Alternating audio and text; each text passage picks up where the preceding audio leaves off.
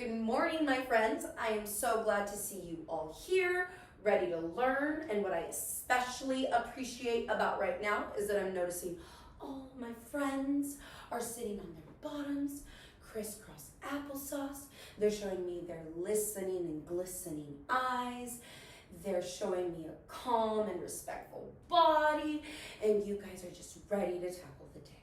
So this morning we have something pretty exciting to start our day with. To get started on today's topic, we are going to be doing some Disney trivia on The Incredibles. I know, super exciting, friends. Remember, if we get too excited, show me those super excited hands before we scream out. But before we can get started on some awesome Disney trivia, I want to go over some expectations I have for our class while we do this group activity together. I want to remind all my friends that when we do group activities like this, since there are so many of you and just one of me, it is very helpful when I have my friends raise their hands if they want something to share. Now, don't you worry, I'm going to give my group, all of you, about 15 to 30 seconds to talk amongst yourselves and your elbow partners to figure out what the answer is to my trivia question.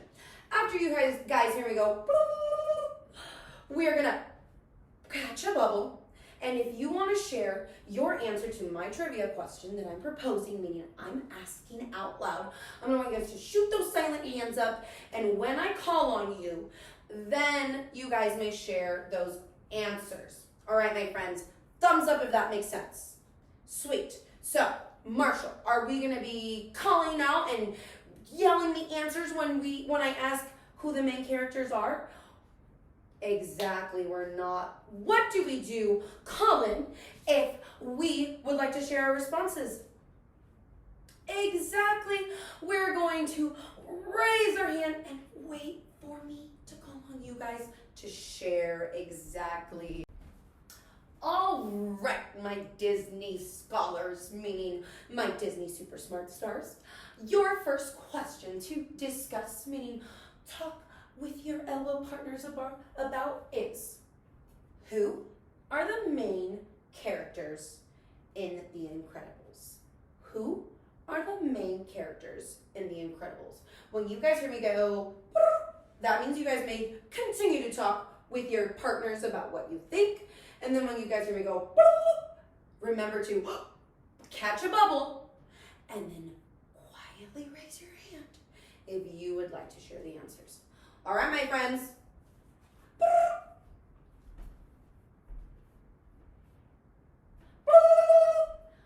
Awesome. Oh, since I saw my friend Beth right away, she just caught her bubble. She was sitting calmly and respectfully, and she raised her hand. Beth, what do you think? Who are the main characters in The Incredibles? Yes.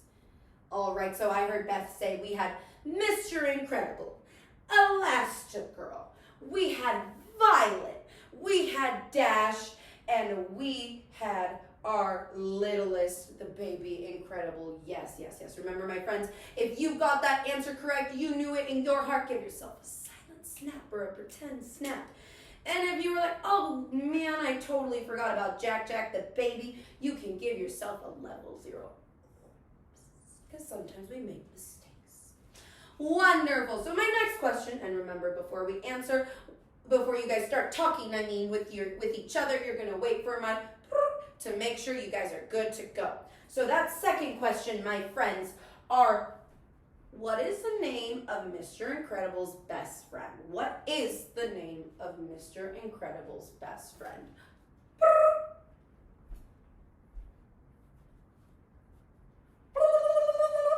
Awesome. Again, my friends, thank you for just catching that bubble quickly and getting ready to share. I'm going to call on Seth this time. Seth, please tell us if you remember, who is Mr. Incredible's best friend? Awesome. Yes, it was Mr. Frozo. It is Frozo. If you guys remember Frozo, give yourself a snap. Otherwise, you know what to do. Great. And our next question is going to be, what sort of animal was the Underminer? Now, this might be a tricky part. You might have to really recall, meaning think back on that movie and think, who is the Underminer? Do I remember that character? Was he part of the problem? Was he a good guy, a villain? So think about those questions when you're talking with your elbow partners and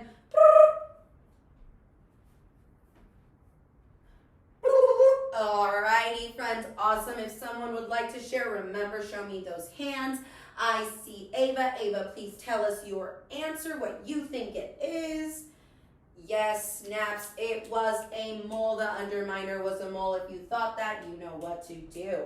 Our next question is going to be, where does The Incredibles take place? Now, if we think about the movie, there might be different areas that we remember in our movie. So where did The Incredibles take place? I want you guys to think about those questions when you are talking with your elbow partners. Yes, Chris. It was a city, I know. Maybe it's hard for us to remember the name of the city that the Incredibles were living in, but you are correct. It was a city that it was taken place in, and then they moved on to an island. Yes, and they moved on to that island. All right, my friends. We got a few more questions, so please hold on. And I love that all of us are really taking turns talking with our partners and understanding that I can't call on everyone at the same time, and just giving yourself snap if you know you got that right. So my next question to you guys is, who is the villain in The Incredibles? Who is the villain? I know I just mentioned something about the Underminer, but if we recall, we look back and think about that movie, we need to think, who was the other villain, the main villain? That's my hint I'm giving you guys. Let's talk to our partners.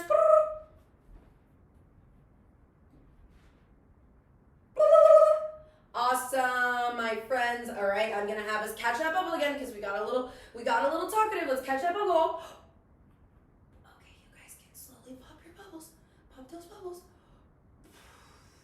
Great. So I really appreciate how my friend Colleen, she got all together.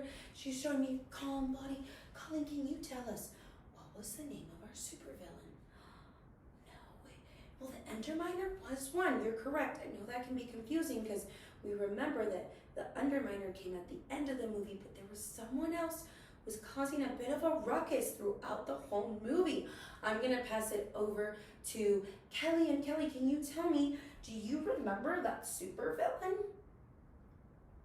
Yes, Syndrome. That was Syndrome, who wanted to be like Mr. Incredible, and he wanted to be Mr. Incredible's sidekick, but he just didn't make the cut, unfortunately, and we think that made him a little mad. All right, my friends, just because we're slowly running out of time, I'm going to ask one more question, and this is our last one, so here we go. I am wondering if my friends remember what the problem was in The Incredibles. What was happening in The Incredibles? I want you guys to talk with your elbow partners.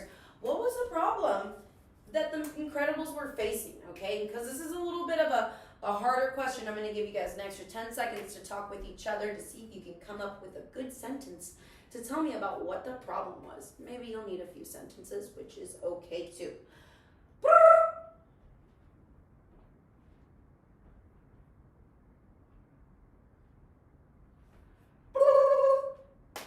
Yes, my friends, it is time to answer that last question, and I'm gonna hand it on over to our friend Elizabeth, because she is just sitting there again so calmly and respectfully. Elizabeth, please tell us what you and your elbow partners came up with about what was the problem in The Incredibles.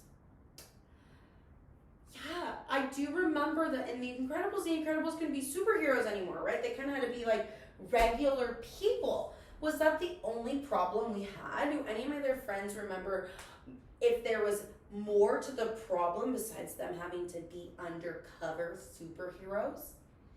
Let's see, David. All right, yes.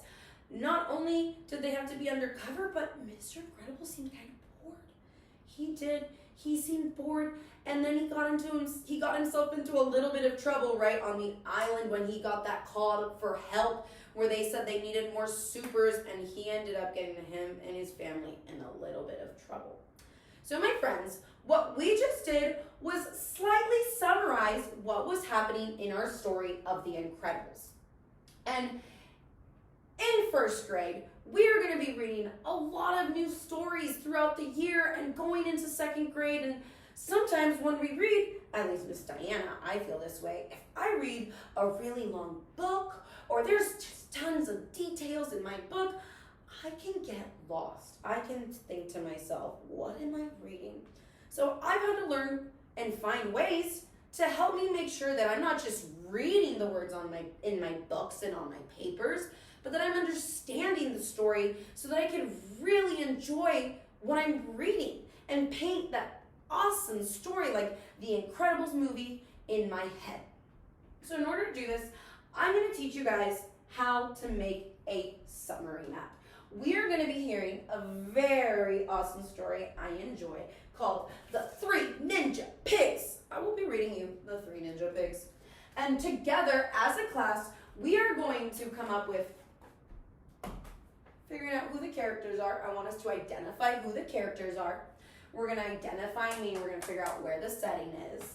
We're going to read this book together and think, what is the problem and what was the solution? After we do this together, I'm going to give you guys an example of how you guys can write a summary. I'm going to come over here and grab my other whiteboard, and later we will use my whiteboard template to together write a summary of what we just read. So before we get started, since I know you guys have just been so patiently sitting and doing this trivia, we are going to have a 30-second dance party. In a moment, not yet, we will have that 30-second dance party where we're going to move our bodies, we're going to move our joints, we're going to get our wiggles out, and then we are going to find our center again. We are going to catch that bubble. We are going to calm our body and be mindful of our moment so that we can get ready to tackle this summary map together. All right, my friends, I'm going to use the magic words of bailar. And when you guys hear me say bailar, which means to dance in Spanish, you guys will get that 30-second dance party going. And then when you guys hear me go, we're going to freeze. Okay, my friends, thumbs up if that makes sense. Thumbs up if you remember that you're going to freeze. And then thumbs on your head if you remember the noise. Awesome. It looks like my friends are ready. So 3, 2, bailar!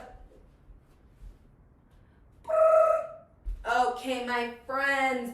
So for this part of the activity, I am going to have you get comfortable on one of the colorful dots of our carpet, but I want to remind you that when we are listening to stories, we are using our listening and glistening eyes, our mindful and calm bodies, and our ears are ready to hear and learn from what the story is telling us. So I'm going to give you guys about 30 seconds to get in your comfy zones while also showing me a scholar, a learning body. All right, my friends.